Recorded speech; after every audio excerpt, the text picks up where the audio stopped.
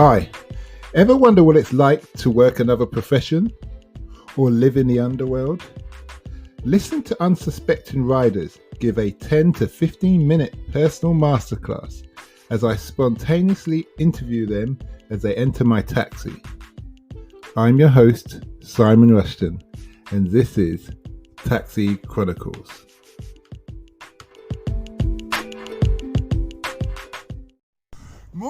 Morning. Yes, we're back with another episode, another rider. Today we've got a British-born guy, but he's actually converted.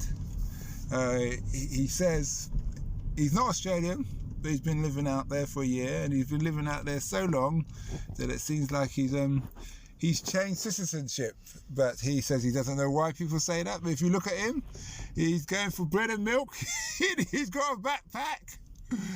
I don't know why he got a big walkabout backpack, but anyway, he's going to tell us about what life is like as a British person in Australia. So nice to have you here today, Bob. Thanks, mate. Thanks for giving us a lift as well. Okay, you're welcome. It's all part of the service. So, what made you want to go to Australia?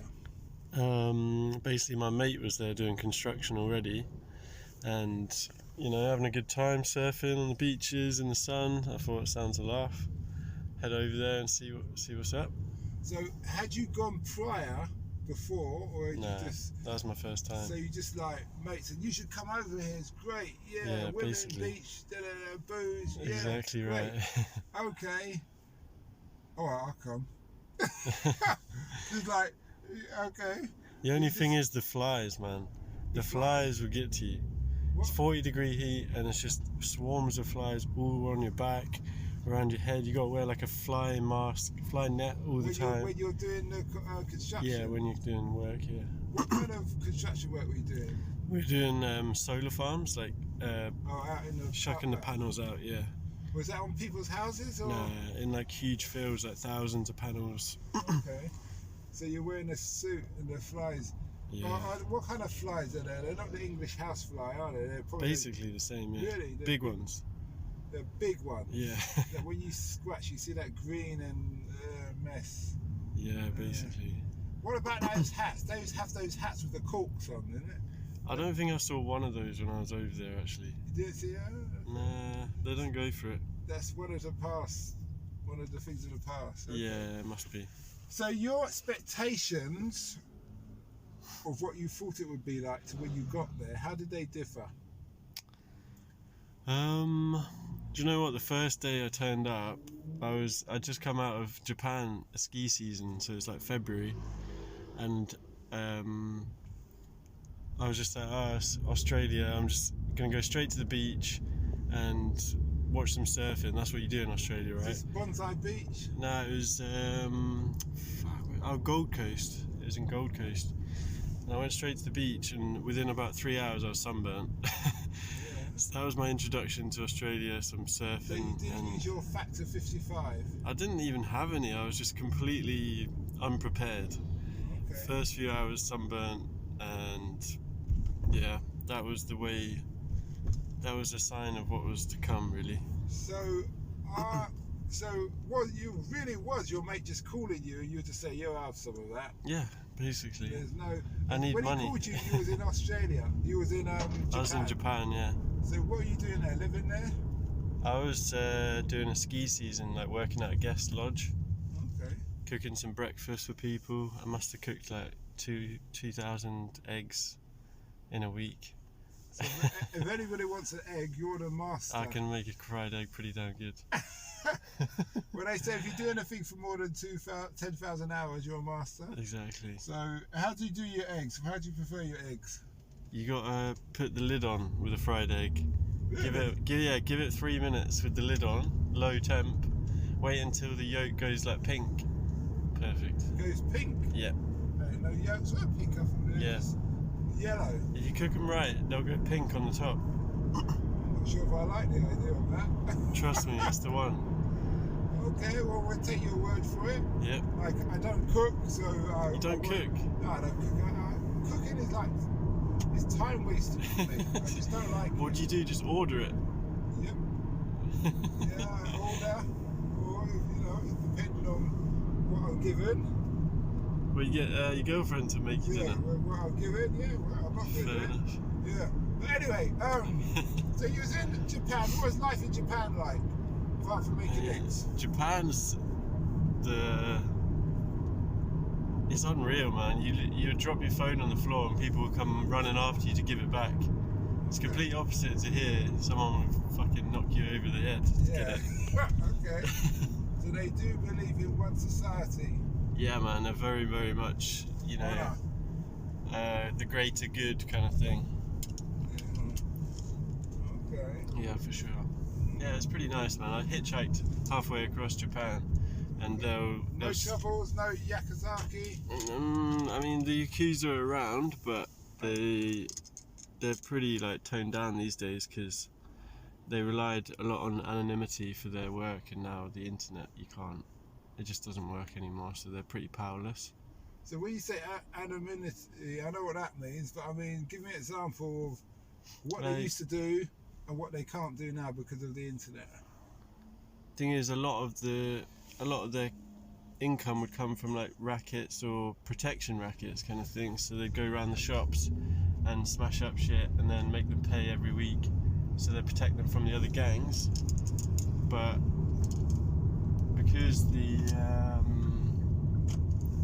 because everyone's face is on the internet now, you can just be like, this guy is coming around doing the racket, and they'll just call the police, and that'll be the end of it. Oh, is it? Whereas before, yeah. Okay. Go on. But they still run a lot of the prostitution. Yeah, the prostitution and the gambling. But there's hardly any, like, you don't see any casinos in Japan. They've all got these weird basement things.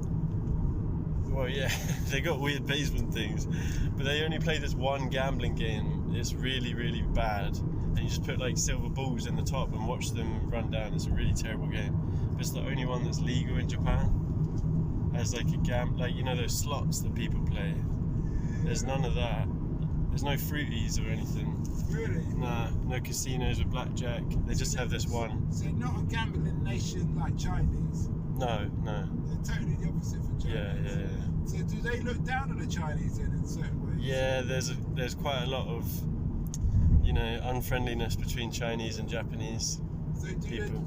Are there Chinese businessmen and stuff in Japan? I mean, I'm sure there are, but not a lot. There's no Chinese restaurants? Yeah, not really actually. I didn't see many. I mean, again, I'm sure there are a few, but they don't. Japanese people don't really mix with Chinese people. They don't tolerate. And vice versa, to be honest. Like, if you said to a Japanese person, "Oh, you look Chinese," they'd be really, really offended. Okay. Yeah, it's weird. I think it's because of World War II and shit that happened during that time. But wait a minute. So, but the Japanese were the oppressors during World War, weren't they? Yeah, it was a bit of both. Obviously, you get revenge later on, but the Japanese were the ones who started the fight.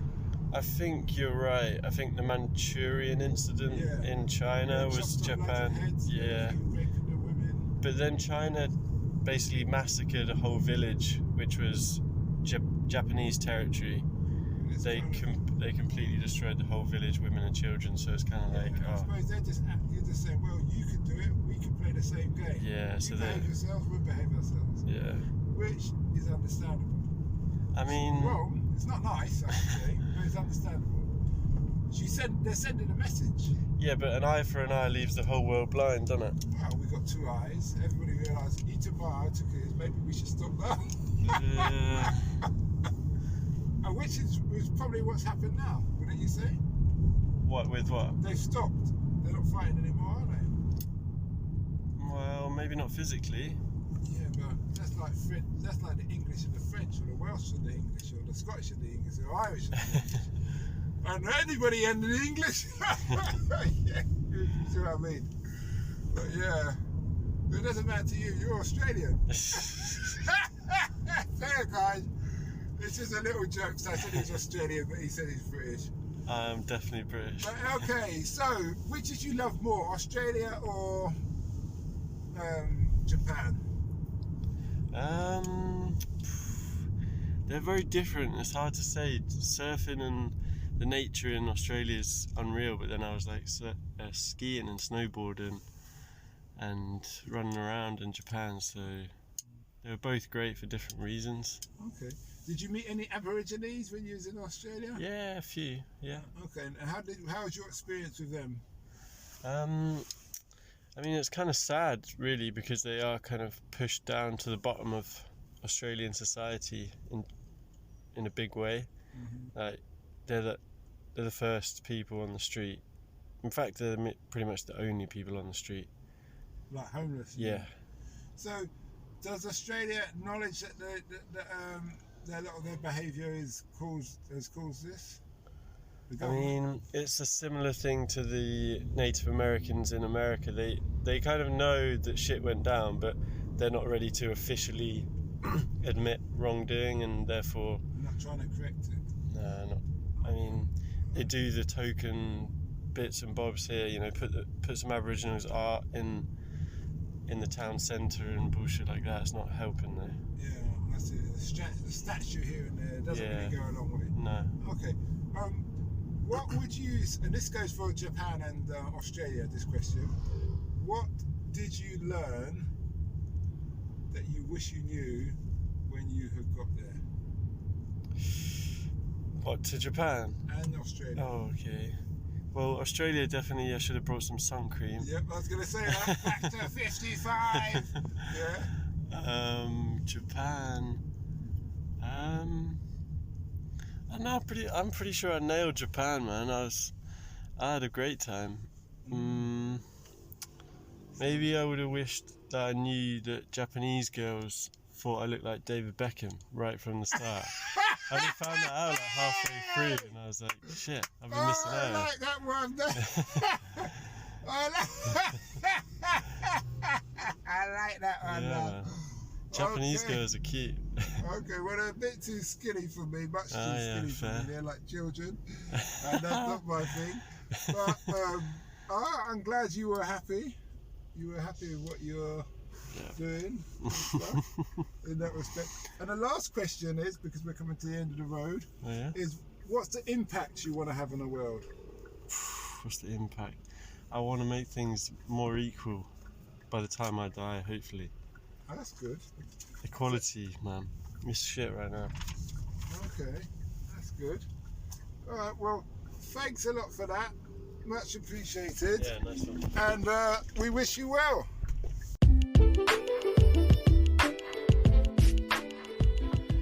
We hope you liked that interview. Don't forget to like, share and subscribe to get the latest daily episode. Ever considered investing in the continent with the fastest growing economy and population on Earth? The same continent that holds 30% of the world's known natural resources? Then listen to our sister podcast, Africa Investor Stories, where you will hear real investors with real stories from around the world share their experience of investing in Africa. We post Monday and Thursday at 10 a.m.